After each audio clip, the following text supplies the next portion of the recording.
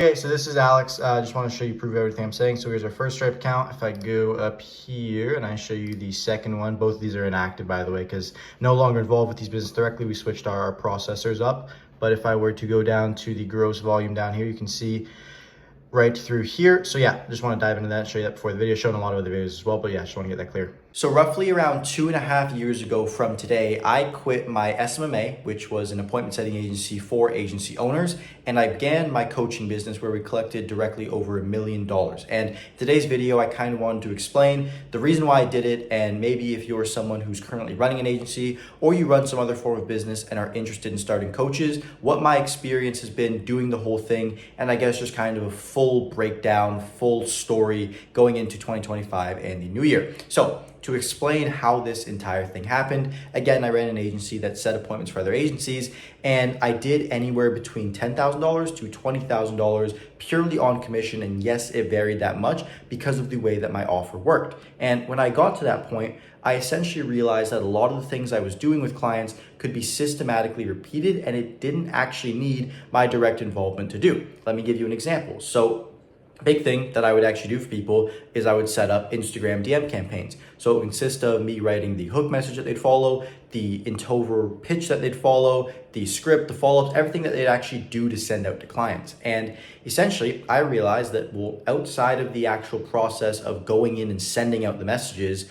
I'm pretty much not doing anything for these guys, right? Like, I'm making these scripts and whatnot, I'm placing the setters, but to actually run that as a recurring month-to-month service after I've given them these deliverables already isn't gonna make sense. So what would happen is I'd either be on a crazy commission where my revenue would vary so much because they didn't want to put the upfront cash flow, or what would happen is they would just literally go through and churn when I tried to put them onto a monthly retainer. So I realized that it was a very big issue, and I wanted to actually look into charging for upfront packages. That's where I initially started the entire route of coaching. So when I actually started this, I looked online to see how people were packaging this. And whether you call it coaching, whether you call it licensing, whether you call it a build and release, it is essentially you are taking a time of like upfront amount of time. So you're taking upfront amount of time, like you spent 3 years learning this, you're extracting the knowledge that you got from it, and you're building it into one big package of value that you slap a price on and you send out to people. That is what it all is at the end of the day. And I realized that all the guys doing this were A,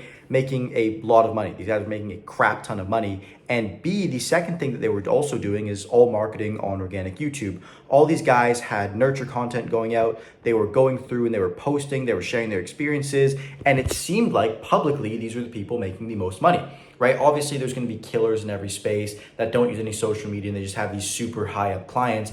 But that is a very gate-kept industry when it comes to getting information about it, because it's a lot harder to seek out. Now, obviously, you can do it. But in my mind, well, the easiest route seemed to be, well, I should begin a coaching-esque service. So it didn't start with me becoming a guru, but it started with me actually packaging everything up and going like, hey, here is the setting scripts that I'm going to make you. Here is the actual templates for the hiring that I'm going to give you. Here's how you manage them. Here's how you train them. Here's the SOPs. Here's everything. And I slapped the price on it and I started giving it to people. And immediately I noticed a few things. The first thing that I noticed is, well, first off, it was a lot easier to sell, because instead of selling a recurring service, and yeah, getting the upfront payment might be easier, but I was actually able to retain people on the back end and sell them bigger products afterwards because they had gotten in the front door. And then following that, I also noticed that people were a lot more inclined and had a lot more of a positive client experience when they did it themselves and they didn't take it for granted. So around that time, I actually joined a mastermind named Relentless Success Club, and I met a guy who was in the exact same situation as me. He was an agency owner. He had made good money. And if you know him, I've talked about a lot on my channel. I've actually done an interview with him. He's my business partner, Dylan Wilson. And him and I came together to start what was called the First Client Challenge. This was something where essentially all we did was we worked with people one-on-one, and we had this leveling system to get someone their first client completely free of charge. It was like $100 deposit, and they get their money back once they sign their first client. And essentially we partnered up, we started this thing, and just through posting on organic YouTube, we were able to make a consistent $10,000 a month. And I don't say that to oversimplify what it took to actually get this business kicked off or anything of that nature. There are 3 steps that we did. First things first is we built out our curriculum, what we were actually offering. So we had a Discord server and we had levels in each server that associated with roles. Then we had course content that we recorded. The course content that we recorded were initially just call recordings of us just teaching people, getting hands-on with them. And then eventually we went back and actually recorded modules. And the third thing is that we just posted a crap ton on YouTube. Both him and I were going at a pace of like 2-3 videos a week. And then we're also going hard when it came to meeting people in our industry, when it came to actually reaching out to previous people that we had worked with, all these things. So that is actually how we started and scaled up. And if you are not at that mark with your coaching business, it is purely a matter of reps. You just haven't spoken with enough people or your offer is not good enough. First step is to make your offer sweet. Second is just speak to as many people as possible. Then from that point on, we actually noticed that this could be a far more viable business model because, well, as both of us were still running our agencies and our previous services, we noticed that we were able to make a consistent $10,000 a month from this model. And we had clients that had a lot more respect for us. And as a result, we're actually achieving life-changing results. Whereas with our Done For You service, it was a lot harder to actually establish the frame that led to people becoming a great client. So following the story, and I guess from that point on, we got to our first $20,000 a month just by having a few videos go kind of berserk on the YouTube algorithm. We jumped to 50K when we actually introduced more expensive products, and we scaled to 100K after going through and developing a crazy social proof piece. And I guess I've talked about this in so many other videos.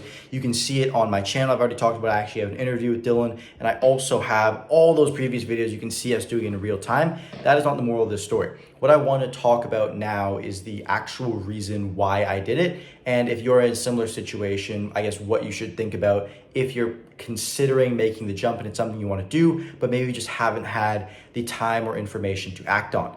The first thing, and primarily where you should start, is just with your offer and your network. One of the biggest mistakes that I have made, and I see a lot of the actual, a lot of the mistakes that I've made and I see a lot of the other people that I actually work with make is when they're beginning out, they try to start by marketing. They try to start by just like going all in on the content. Here's my offer. Here's how it works. Let me go all out, guns blazing, et cetera, et cetera. And I mean, it's not going to work because A, it requires such a commitment from you, especially if you've got other things going on. You have a legitimate expertise that you've developed. And then B, it also is just weird because in order to actually go through and convert people on a product, you have to have trust and attention built up. So if you don't have a brand already, it's going to be very tough to do that. Where I would recommend starting is I'd recommend starting with an audience that already knows you, likes you, and trusts you. And the number of people that actually fall into this category are going to be your network. Once you've got these people in your network, what you want to do is you want to make what's called an MVO. Minimum viable offer, and you could also have an MVP, which is not most valuable player, is a minimum viable product. What these two things are is pretty much the bare minimum of what you need of a business to actually go through and service people. Now, go to everyone in your network, and I would make them this MVO, which is something for free. You're giving them something for free. You're going to work with them for free, or you're going to give them something for free, but you're going to deliver something in return for a testimonial or a case study. And as you begin developing case studies, what you can actually do is create a series or actual documentation on your social media, whether it's Instagram or YouTube, that shares the actual path and shares the journey of you going through and doing these things. Once you have done that, and it's actually something you can do while you're already working on your business, whatever it might be, because all it requires is a few text messages and maybe an hour of thinking. These people, when you actually sign them on, are going to be someone that you work with on the weekends, if it's actually like pure work, laborious stuff you're doing for them, or if it's form of coaching, you're just going to dedicate one day to have a few of the calls in the calendar to actually work with them. And from that point on, even if you're running a business, this is something that you're going to be able to squeeze in. And you're also going to get the proof of concept to know, A, whether it's something that you like doing, whether it's something that you want to take all the way. And then also B, if you're good at it and what you actually have to do to get people results when you end up working with them. If you can do those two things, what is actually going to end up happening is you'll be able to go through and convert people onto a paid upsell in the near future as you begin to ramp up your marketing and begin to roll out a pure product that you're actually going to sell. It's actually going to be, I guess, the core offer at your business. But before you start marketing, start with an MVP, start with an MVO, and begin to offer that to people in your network. The same way that I kind of did when I started out. It gave me the gist of everything. I got my product market fit down,